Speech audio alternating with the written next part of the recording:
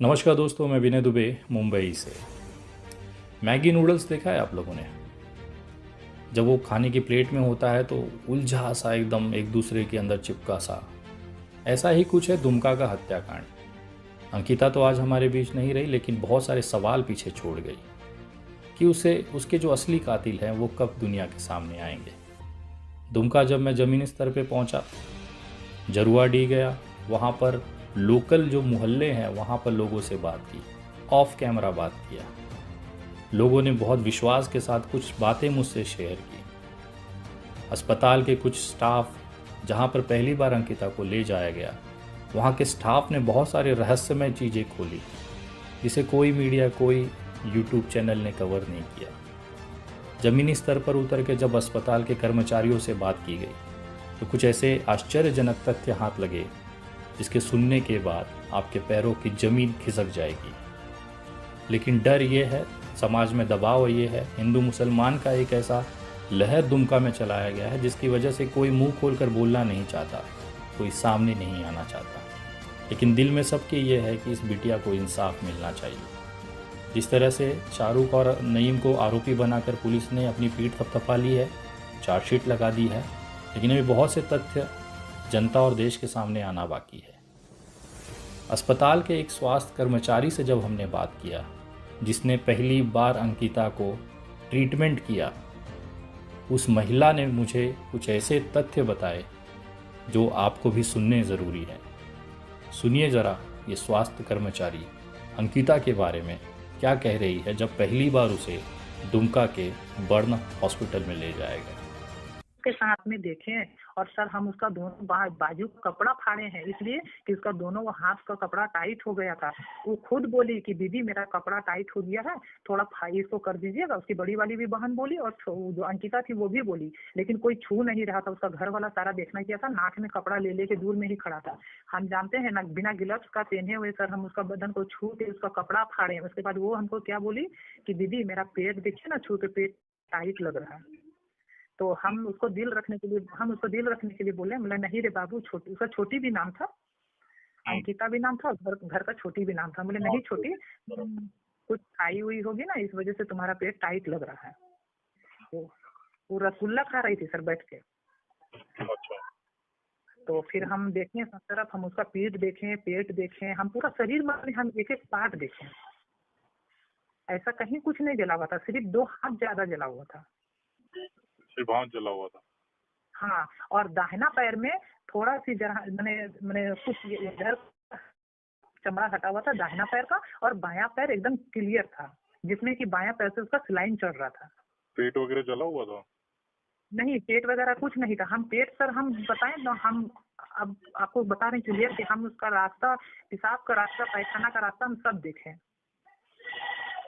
हम इतना तक खोल के देखें क्योंकि हमको वहां पर लगा इस चीज का कि हो सकता है कि ये बाद में बता सकती है कि ऐसे जले वैसे जले, या फिर आदमी भी पूछता है ना कि कितना जली, तो हम इसीलिए देखें। आज पास की आदमी बोली भी कि तुमको डर नहीं लगता, तुमको घृणा नहीं लगता, ये सब छुती छाती हम लोग क्या करेंगे, स्वास्थ्य विभाग में रहने के बाद ये सब उतना नहीं होता मायने। 2 हाथ, 1 पैर, थोड़ा सा ये पीठ का हिस्सा, जिसे मीडिया ने 95% बर्निंग बता दी, जिसमें ना पेट जला, न छाती जली, न पीठ जला, न कोई अंग जला। केवल शाहरुख मुसलमान होने के नाते इस मामले को राजनीतिक तौर पर बहुत मजबूती के साथ पूरे देश में उछाला। सभी की भावनाएं अंकिता के साथ थी कि उसे इंसाफ मिलना चाहिए, लेकिन शाहरुख के नाम पर मुसलमानों को टारगेट करके इस देश का माहौल ख़राब करना एक मेन उद्देश्य रहा है। लेकिन आज इस समय अंकिता को इंसाफ दिलाने के लिए कोई बात नहीं कर रहा है। सभी की नज़रें इस पे लगी हैं कि शाहरुख को कब फांसी पे लटकाया जाएगा, कब शाहरुख को मरते हुए लोग देख सकें। फास्ट ट्रैक कोर्ट में जब ये मामला चलेगा तो ये जो सारे तथ्य हैं, जो जानकारियाँ हमें ग्राउंड लेवल पे मिली है, वो हम माननीय न्यायालय के सामने रखेंगे और उस पर जाँच के लिए निवेदन करेंगे। हमें पूरा विश्वास है कि जिस तरह से ऐसी छोटी छोटी बहुत सारे तथ्य हैं, हमने जरुआडीह के उनके मोहल्ले में भी गए, वहाँ पर उनके जो आस पड़ोस के लोगों से बात की, बहुत सारे राजपूत परिवारों से वहाँ पे बात की। उनका भी यही कहना था कि अंकिता की तबीयत पिछले कुछ दिनों से ठीक नहीं थी, लगातार उल्टियाँ कर रही थी। महिलाएं, हमारी टीम में कुछ महिला सदस्य थी जिन्होंने महिलाओं से बात की, तो उन्हें पता चला ये चीज़ें कहीं ना कहीं तबीयत ख़राब होना रात में पिताजी को शायद कुछ ऐसी जानकारी दी गई, प्रेगनेंसी को भी हो सकता है, या शादी को लेके हो सकता है, या कोई अन्य मामला हो सकता है, ये जांच का विषय है। ऐसी जानकारी दी गई जिससे कि परिवार आहत हुआ और परिवार ने रात सुबह 4 बजे इसकी हत्या करने का प्रयास किया। लेकिन सवाल ये उठता है कि अगर परिवार ने हत्या का प्रयास किया तो अंकिता ने अपना बयान में शाहरुख का नाम क्यों लिया? यही सब रहस्य खुलने बाकी हैं। हम धीरे धीरे इसको सॉल्विंग की तरफ बढ़ रहे हैं।